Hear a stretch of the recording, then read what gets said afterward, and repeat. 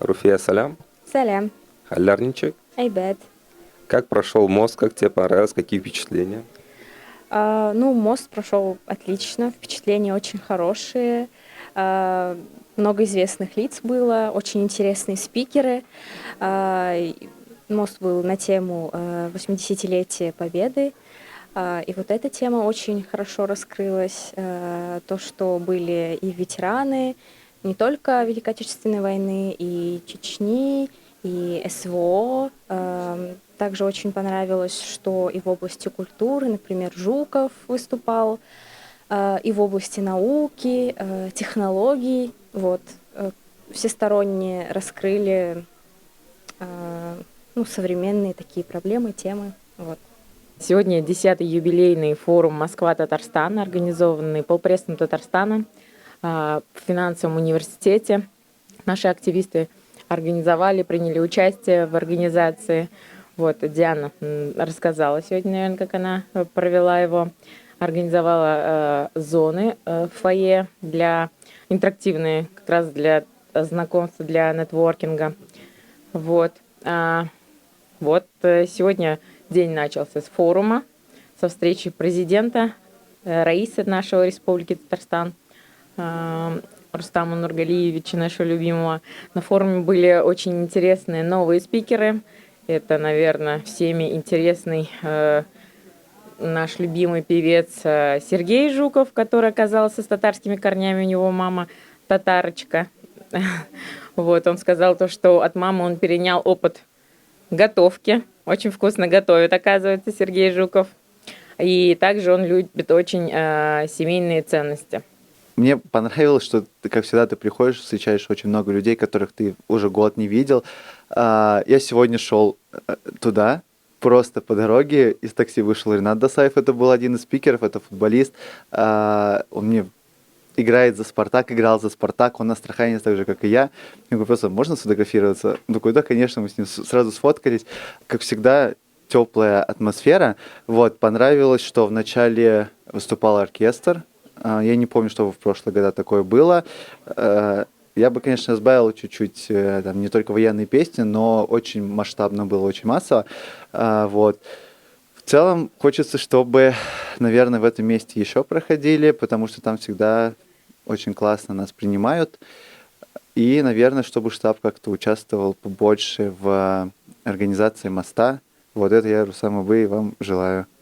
Как прошел мост Москва-Татарстан? Нам очень понравилось. Бізге бигрәк шады. Бисмилlah, бүген Түбән Новгородтан килдек. Беренче мәртәбә шушы форумда.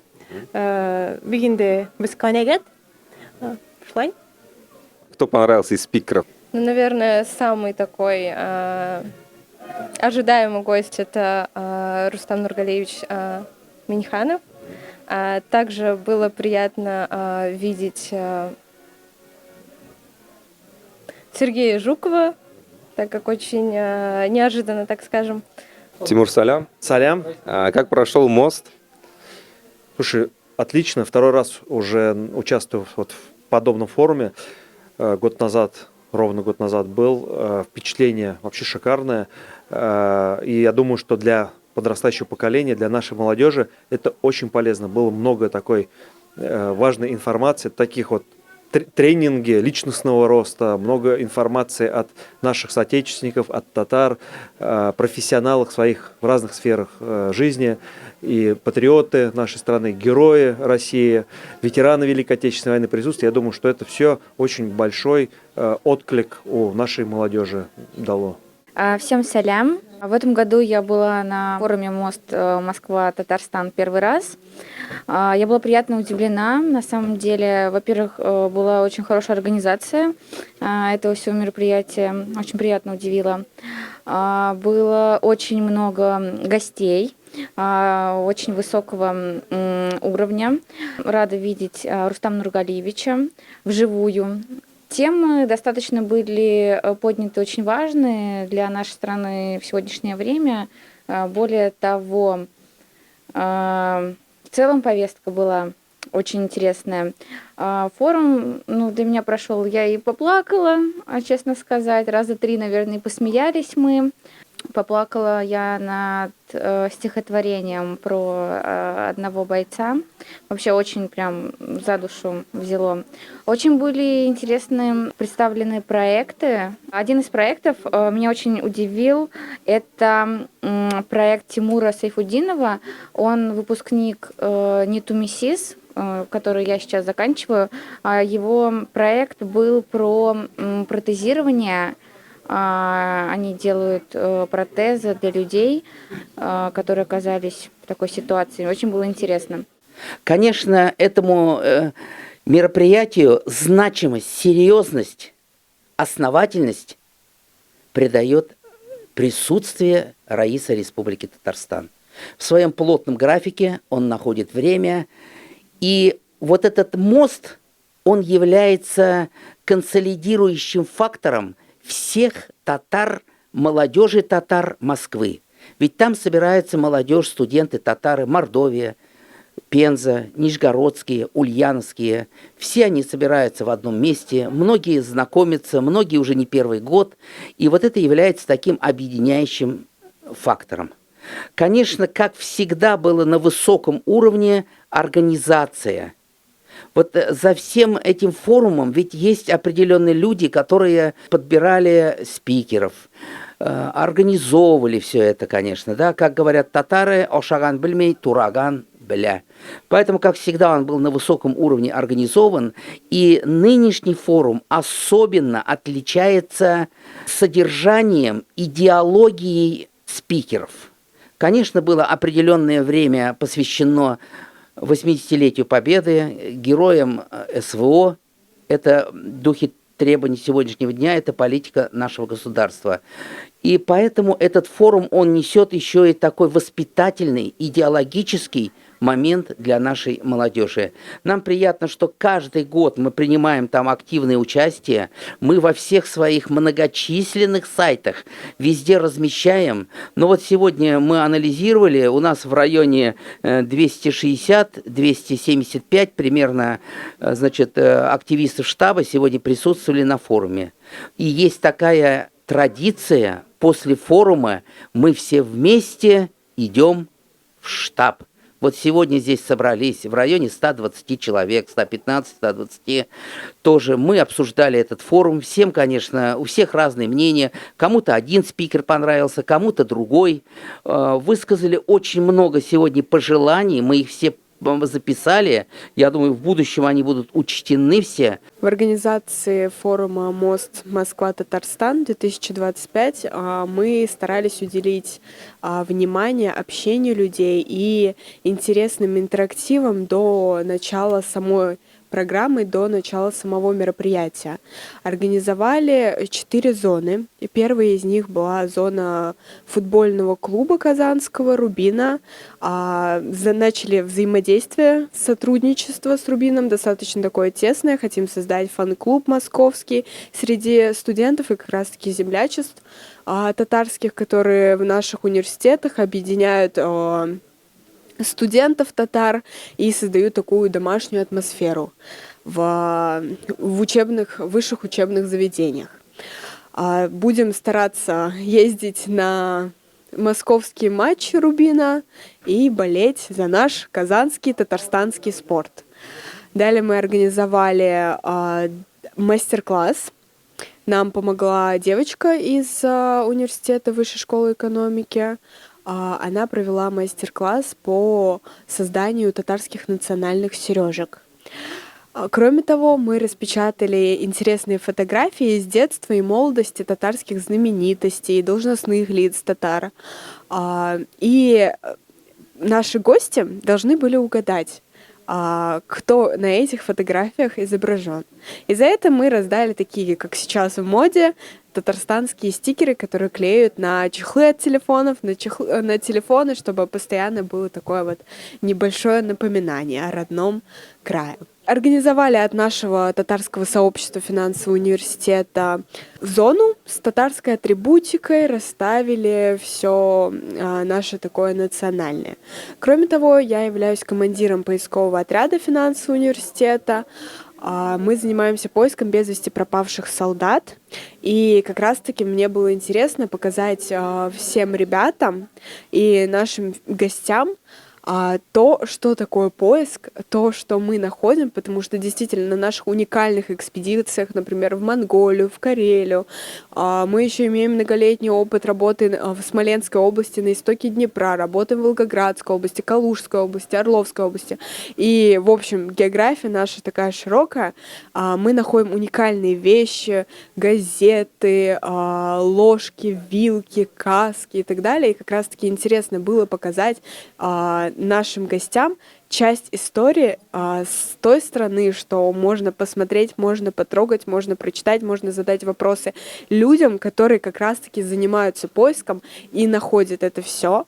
Соответственно, хочу обозначить то, что поиск заключается именно в поиске без вести пропавших солдат, но с солдатом мы находим и его личные вещи, по которым как раз-таки опознаем потом личность, находим родственников. Кроме того, на юридическом факультете финансового университета есть швейный цех. Там студенты, преподаватели и сотрудники деканата изготавливают продукцию для бойцов, которые сейчас находятся в специальной военной операции. И как раз-таки вместе с полномочным представительством Республики Татарстан в Российской Федерации, юридический факультет, в частности, и финансовый университет передают гуманитарную помощь нашим бойцам в зону специальной военной операции. Интересно было поделиться с ребятами, то есть чем уже сейчас нынешнее поколение занимается и как помогает, обучаясь в университете и уделяя там хотя бы несколько часов в неделю на помощь нашей Родине. То есть сложилась такая связь времен и поколений. Интересные были спикеры. Это, конечно же, Данис Зарипов сегодня в своем выступлении, как раз когда выступал, наша хоккейная команда выигрывала уже со счетом 2-0. Как раз на тот момент уже была игра нашего казанского хоккейного клуба «Акбарс». Вот. И очень много интересных было спикеров. Также этот форум был посвящен 80-летию Победы. После этого мы сразу поехали к Коспеле на хоккейный матч «Акбарс-Динамо». Вот. И мы сегодня, к нашей радости, выиграли. Я как раз была на третьем матче, на третьем периоде. И мы выиграли сегодня 3-5. Вот таким. Сегодня с такой победой прошел день очень насыщенно, очень ярко. И, конечно же, завершили мы вечер в нашем теплом, уютном татарском доме. Штаб татар Москвы. Все нас ждали здесь с победой, и мы ее привезли. Я, конечно, была в первый раз, но интересно, что выстроили общение путем подачи каких-то наставлений молодому поколению, потому что Рустам Нургалиевич и вообще все первые лица государства постоянно нам говорят, повторяют, что за молодежью будущее всей нации, всего государства. И очень трепетно слышать какие-то дельные советы от лиц, которых ты считаешь авторитетом для себя. Радив салям. Добрый вечер, Исямзис. Как прошел мост, какие ощущения? Первый раз в этом форуме, оказывается, уже сегодня 10-й юбилейный форум был, мост. Знаете, все больше гордости берет за наших татар, то, что организовывают по всей России такие мероприятия и для молодежи, и для среднего возраста, и для наших пожилых, в том числе и ветеранов, чествования ветеранов. Это очень здорово, это очень сильно приветствуется. На мосту было сказано много добрых слов о наших ветеранах СВО, наши герои. Были упомянуты к 80-летию Великой Победы живые ветераны, было их чествование, это очень здорово перед юбилеем. А также много интересных выступлений, узнали много нового. Мне очень сильно понравилось. А после моста уже тихонько перешли, как говорится, в другой формат. Нас позвали в гости штаб татар. Тут накрыт стол, застолье, концерт. Все в хорошем формате. Мне очень нравится. Большое спасибо вам. Жду вас в Удмуртии в качестве уважаемого гостя. Еще Несколько слов скажу от автономии наших татар Удмуртии. Да, это наша организация тоже в этом году 20-летие справила. Приезжали много гостей. Год защитника Отечества, 80 лет Великой Победы. И еще хочу отметить со стороны нашей, как говорится, нашей гордости. В этом году, 7 мая, Удмуртия отмечает 185-летие Петра Ильича Чайковского, великого композитора, которого выходца из Удмуртии, города Воткинска, которого по всему миру каждые 6 минут играет музыка. Бигзур Рахмат, до скорых встреч, жду в гостях. А вы, как Нижегородская автономия, тоже принимали участие в мосту. Какой вклад вы внесли? Да, вот в этом году мы привезли около 10 человек, активную татарскую молодежь из Нижнего Новгорода. Это студенты вузов, это молодые специалисты. Привезли в Москву для того, чтобы тоже набраться опытом, поучиться, послушать таких великих людей, которые сегодня вещали на форуме. Знаете, как-то обменяться информацией, пообщаться, найти новые знакомства, связи. Я думаю, что все полученный этот опыт вот сегодня на форуме, вечером на мероприятии в штабе татар однозначно даст серьезный какой-то толчок для дальнейшего развития и воплощения всего этого у нас на родине, в Нижнем Новгороде, в Нижегородской области. Мне запомнился совет, что нужно учиться на чужих ошибках. Почему? Потому что тот же самый совет повторяет мне и мой папа постоянно. Нужно не только пробовать самостоятельно, но при этом и смотреть на опыт всех окружающих тебя людей. И как раз за счет их пути выстраивать свой собственный, минимизировать какие-то недочеты, возможно, их сглаживать из-за этого опыта от окружающих людей и идти только вперед. Мне понравилась мысль, то, что в любой деятельности, в любой работе, будь то работа, личная жизнь, главное твое желание. Если оно будет, если у тебя будут гореть глаза, то обязательно все получится. Форум сегодня задал такой позитив. С одним настроением молодежь пришла на форум и совершенно с другим настроением уходила. Также сегодня штаб татар принял активное участие в матче Акбарса с «Динамо». Мы выиграли. И вот таких два значимых события. Болельщики тоже сегодня у нас. Наверное, я выражу общее мнение. Нам бы хотелось, чтобы такой форум был дважды в год. Как тебе в штабе татар? В штабе татар мне очень нравится. Я уже давно хожу. В штабе татар нравится именно атмосфера татарская. Так как я сама из Татарстана, я здесь себя чувствую как дома. Татарские песни, друзья, можно разговаривать свободно на татарском, все тебя поймут, все поддержат. И это такой мини-Татарстан, мини-татарский мир в центре Москвы.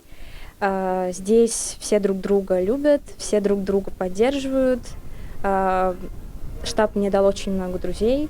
Вот, в штабе мне очень нравится. Какие ощущения о штабе татар? Безумно атмосферное место, в которое действительно хочется вернуться. И хорошая компания, в которой чувствуешь национальную идентичность и колорит татарской народности. Вы приехали из Нижегородской области, у вас там есть своя автономия нижегородских татар. Расскажите пару слов о ней. Наша нижегородская автономия национально-культурная, она вообще, конечно, огромное количество мероприятий проводит. Да? В течение года их насчитывается около, даже больше 200 разного плана, разных направлений. Да.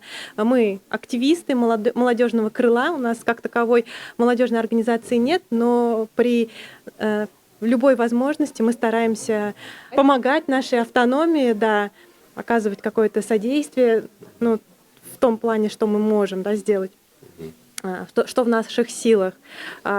Проводятся различные мероприятия, как культурные направленности, спортивные мероприятия проводит наша автономия, национально-культурная, я же сказала, ифтары таким же образом. То есть направления деятельности нашей автономии очень разнообразные.